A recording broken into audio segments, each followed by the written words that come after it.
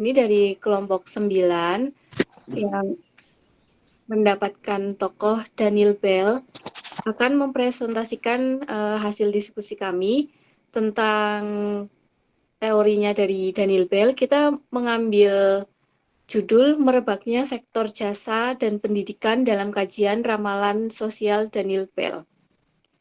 Sebelumnya perkenalan dulu. Kami dari kelompok 9 yang beranggotakan, pertama ada Ari Dwi Prasetyo, NIM D03 19014. Yang kedua ada Miratu Nisa, NIM D03 19048.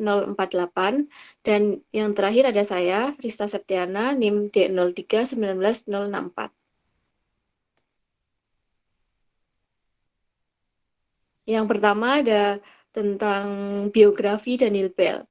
Jadi Daniel Bell ini lahir pada 10 Mei tahun 1919 di New York City.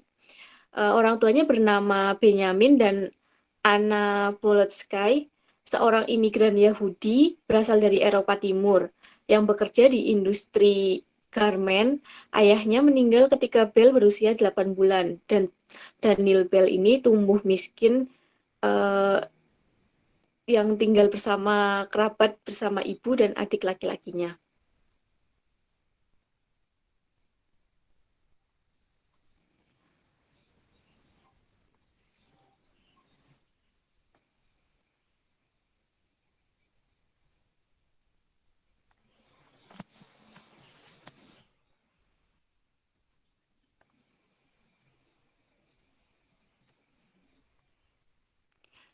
Bell dikenal dengan teorinya mengenai masyarakat pasca industri atau post-industrial society.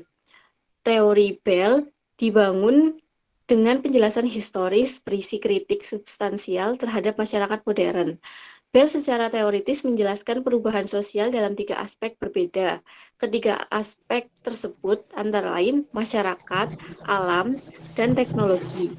Perubahan sosial selalu melibatkan ketiganya. Masyarakat menempati posisi inti dalam perubahan sosial.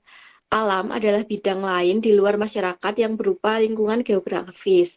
Teknologi merupakan instrumen yang digunakan oleh manusia modern dengan logika efisiensi. Masyarakat pasca industri ini.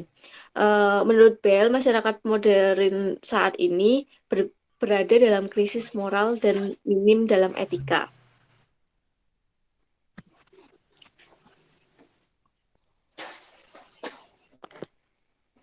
Karya-karya dari Bell yang terkenal antara lain ada The End of Ideology.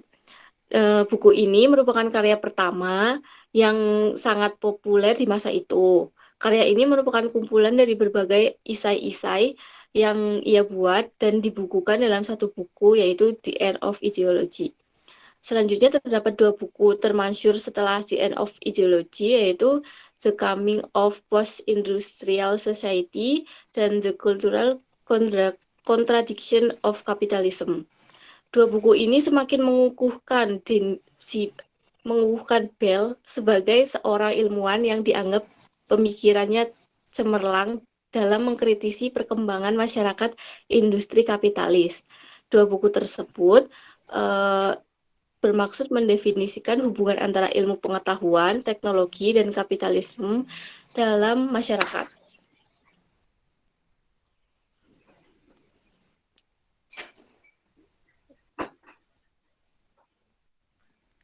Selanjutnya Selanjutnya adalah ada mengenai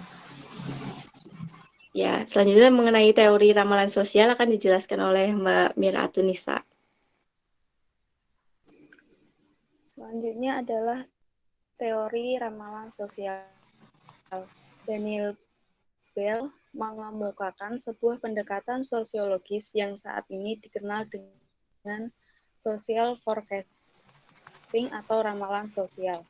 Pendekatan ini berusaha membuat garis besar kemungkinan dari yang dilandaskan pada kecenderungan historis. Hal ini hanya mungkin dilakukan jika fenomena-fenomena tersebut memiliki suatu keteraturan dan keajaiban. Pada fase post-industrial, Daniel Bell melihat adanya perkembangan menjanjikan dari kapitalisme di barat pada masa depan dilakukan oleh setiap orang dan dibarengi dengan pendapatan yang besar. Lewat teori mengenai ramalan sosial ini, Daniel Bell kemudian mengkaji keadaan masyarakat pada era setelah post-industri tersebut. Masyarakat yang awalnya bergantung pada alam mulai bekerja di pabrik dengan mengolah alam dan tak lagi bergantung. Era pasca industri menurut Bell mempunyai poin-poin sebagai berikut. 1. Terdapat pergeseran dari industri manufaktur ke layanan jasa. 2. Sentralitas ilmu baru industri berbasis teknologi informasi. 3. Munculnya elit teknis baru dan prinsip baru stratifikasi. Dari poin-poin tersebut dapat dilihat bahwa era tersebut mulailah muncul perubahan dari industri pakaian menjadi kurir pakaian, maraknya pelayanan pendidikan, serta pengembangan jasa penerapan teknologi tepat guna.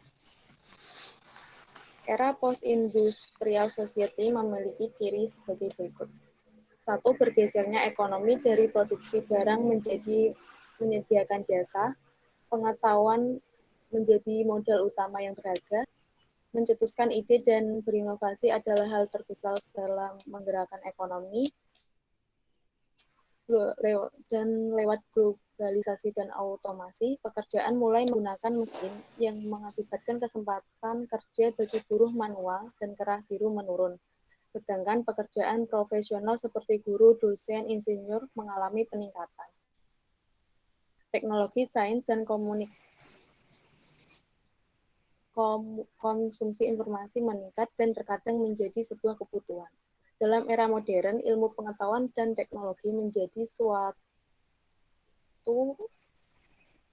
yang dominan dalam menggerakkan dinamika masyarakat. Informasi selanjutnya berubah menjadi sumber daya dasar yang tidak dapat dihilangkan dari kehidupan. Masyarakat mulai sadar akan pasca modern yang terus berkembang. Masyarakat yang awalnya hanya berfokus pada industri produksi saja, dalam era ini mulai muncul kesadaran akan kebutuhan jasa. Hal ini dapat dilihat dengan banyaknya layanan jasa berupa pesan antar makanan atau dapat pula situs jual beli seperti Shopee, OLX, Lazada, dan masih banyak lagi.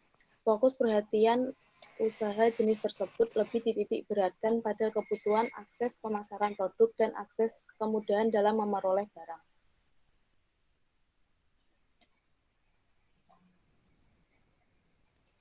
Ya, selanjutnya ada fenomena sosial terkait dengan teori Daniel Bell akan dijelaskan oleh Ari.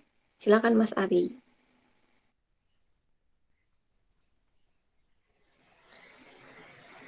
Setelah kita mengetahui beberapa teori yang dikemukakan oleh Daniel Bell pada masa sekarang ini, terdapat beberapa fenomena-fenomena yang terkait dengan teorinya. Di antara lain, yang pertama, merebaknya usaha di sektor-sektor jasa. Salah satu ramalan sosial yang dikemukakan oleh Daniel Bell adalah berubahnya pusat industri yang tadinya berpusat pada barang, maka sekarang lebih banyak perusahaan yang berpusat pada jasa.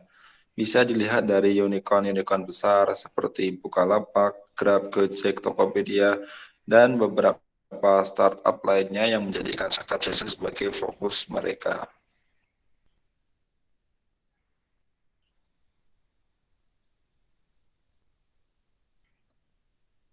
Selain itu, ada fenomena bagaimana sekolah-sekolah atau perguruan tinggi semakin banyak diminati.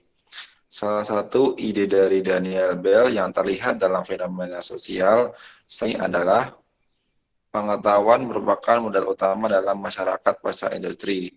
Ide ini dapat dilihat dengan menjamurnya sekolah-sekolah formal maupun informal yang mengartikan minat masyarakat terhadap pendidikan mulai tinggi.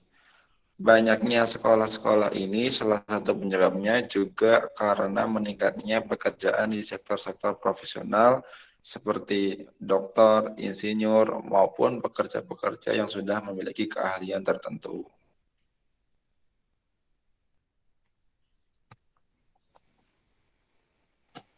Ya, jadi sekian yang bisa kelompok kami sampaikan mengenai teori dari Daniel Bell. Kurang lebihnya mohon maaf. Semoga bermanfaat. Terima kasih. Wassalamualaikum warahmatullahi wabarakatuh. Terima kasih.